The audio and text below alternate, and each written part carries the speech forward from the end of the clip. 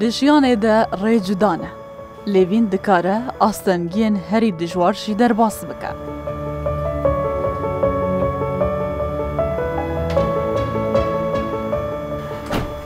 Ev çîroka Mustafa İsmaîl e. Xortekî ku li vû tevgera leşî wî sînordar e. Lê peyvên wî sînor derbas kirine. Mustafa ku di sala 1992 de ji dayîk bûye. Bi nexweşiya felceya destûpiyan ketiye. Lê nexweşiya wî nebûye astengî li pêşiya xewnên wî. Wî pirtûkxaneyek damezrandiye ku bûye çavkaniya İlhamê ji bo derdora wî. Mustafa li gel kêmasiya xwe ya endamî dev ji karên ku nikare bike bernedaye. Belku hin tişt bi dest xistine ku ji bo mirovên asayî zehmetin. Di vê qunçika piçûk de cîhaneke mezin a peyvan heye. Pirtûkxaneya Mustafa ne tenê cihê firotina pirtûkan e. Lê berhema meraxeke zaroktiyê ye. Her ji qonaxa navîn ve kurte çîrok nivîsîne û roman xwendine. Paşê di sala 2019 de dest bi vekirina pirtûkxaneya xwe kiriye. Ez bi birayê xwe serbilindim ku xwedî pêdiviyên taybet e û nehîştiye kêmasiya wî li ber wî bibe asteng. Belkû berdewam bûye û li ser xewna xwe bi israr bûye.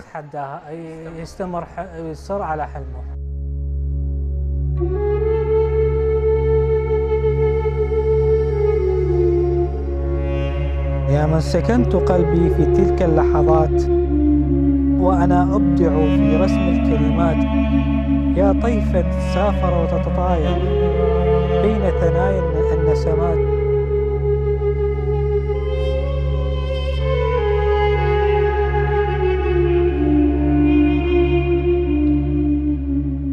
Gihiştina vê xewnê nehêsan bû. Destpêkarê ti jî astengî bû. Tewera li ber deriyê dibistanê jî. الابتدائية بالبداية أيضا ما وافقوا بالبداية من الأول ابتدائي ما وافقوا بسبب وضعيته إنه هو ما Destpêkê dibistana seretayî ji ber rewşawiya ku nikarbû bilive qebûl nekir. Digotin dê çawa bi zarokên asayî re biçe polayekê.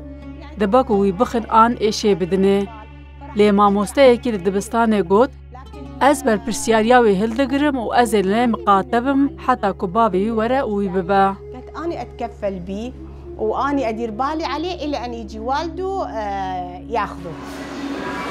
Mustafa ku felceya destûpiyan ketiye, diviya bû isbat bikira ku tenê di leşî wî de pirsigirêk heye, ne di hişê wî de.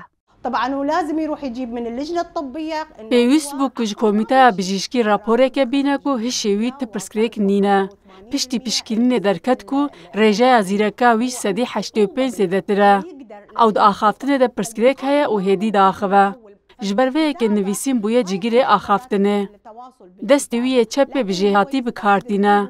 Heta ji bo bikaranîna laptopê û nivîsînê jî. Xeta wî xweş e û nivîsa wî bi zelalî tê xwendin. Carna nivîsîn cigîrê axaftinê digire. An jî hin mamosteyan sebir dikin heta ku axaftina wî bi dawî dikir. إلى أن يكمل الكلام مالته. Xweza bûye stargeh û çavkaniya İlhama wî. Heftane Mustafa li gel birayê xwe diçe berçemê Dîjlayê da ku aramiyê bibîne û peyvên xwe binivîse. Her hefte carekê tê serçem ji ber ku wek helbestvanekî li wir îlhama xwe werdigire. Li xwezayê û çivîkên avê dinêre û helbestan dinivîse.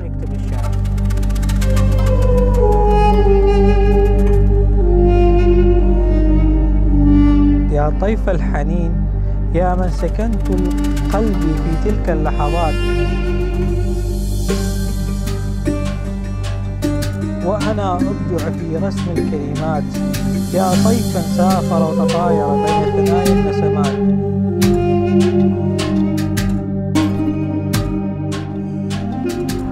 Çîroka Mustafa ne tenê çîroka taka kesekî ye, belkî bûye çavkaniya handanê ji bo dewrûberî wî jî. Rijitbûn û berdewamiya wî هیوی دده کسی دنجی.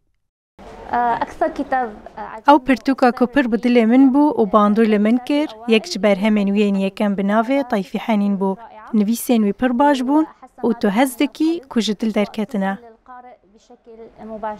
ولم أدرك ما عمق تلك النظرات حين يزورني طيفك يا طيف الحنين. از هست دکم که ین در دوراوی برواجی چاونه باریاوی دکن جبر کو او با آوایی که نه راست راست بویا چافکانیا الهامه.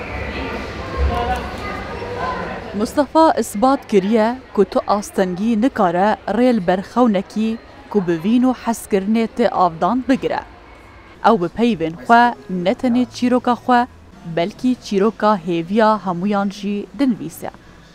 هو أنا خالتي راست از خالتی کاوی ما لی او کره منه که تجاری نبویه. انشالله حتی که خدای مزن امانت خو بستینه از پشکریاوی بکم.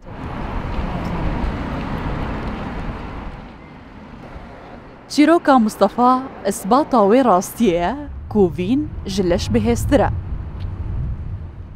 وی بلشکی سینوردار جیهانکه به سینور آ پیوان آفراندیو پرتوکخانه خواه کریه ستارگها هیویه.